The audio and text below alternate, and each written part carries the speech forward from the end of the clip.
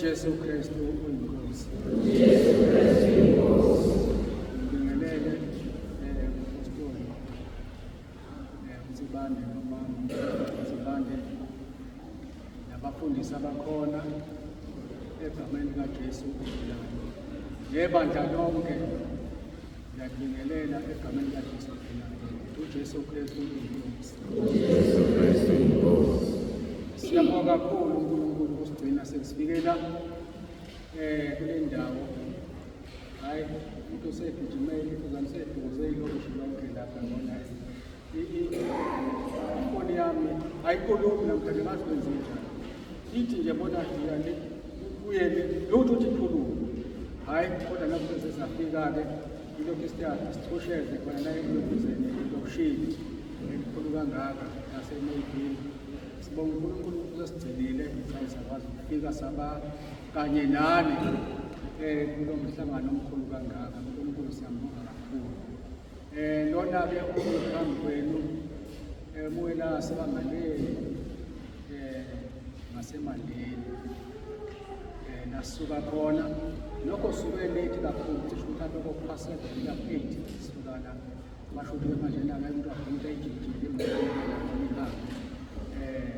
izisho hayi ngiyahamba manje hayi sihambe sima-ke sibonge ukuthi hayi sihamba ngakho manje ifoni yami ayingitsheli ukuthi yabona ayimemezi uthule dubu ilokhu ngiyabonayo nansi indlela nansi ubisho libhekane saye sabuya ngapha kografo sangena-ke saye safika la sihambe sibuza-ke lana emalokishini ukuthi cha anikafiki kodwa qhubekani phambili kodwa hayi kade sahamba ngapha. Hayi-ke sibonga uNkulunkulu bazalwane ukuthi sikwazi ukugcineka sikwazi ukubala. Nami ngibonga uNkulunkulu ukuthi wangigcina ebusheni bami ngisemncane ngiseyingane ngamanye amazwi incane ngikhumbula kahle mhlawumbe ngangino-4 years sihamba nabanye bayobhukuda nami ngase ngibalandela. Safika emfuleni bangena emfuleni babhukuda sithi hayi nami ake ngingene amanzi amancane ngoba angangama amanzi. Hayi-ke ngangena-ke uma sengingenile emanzini ngahluleka ngagwiliza. Hayi bashaya amadada bayale lesiziba hayi abanginakile. Oyedwa sethi hayi kuba ngathi cishe uyagwila yangane lapha. Baphutha bangikhiphela ngaphandle. Ngiyambonga uNkulunkulu ukuthi kuze kube manje wangigcina uNkulunkulu.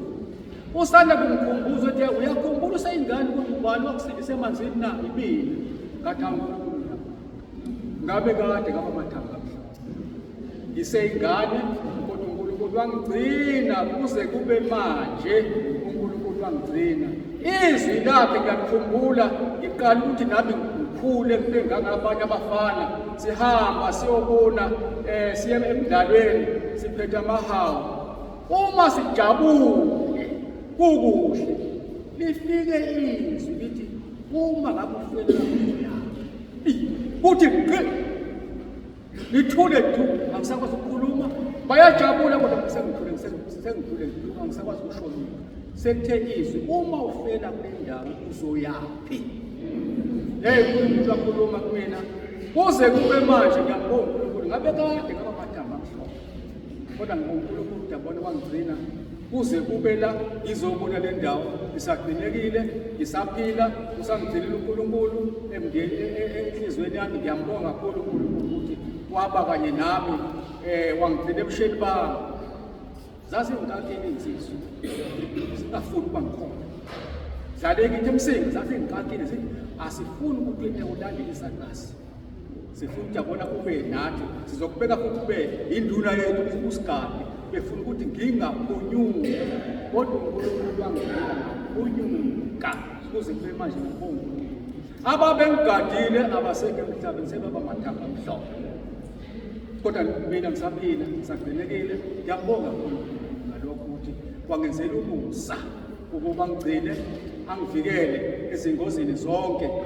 Kuningi uNkulunkulu angenzela khona kodwa ngeke ngikwazi ngoba kuthiwa 5 minutes kumele ukuthi sidlule kulo 5 minutes yabona esinqumele wona.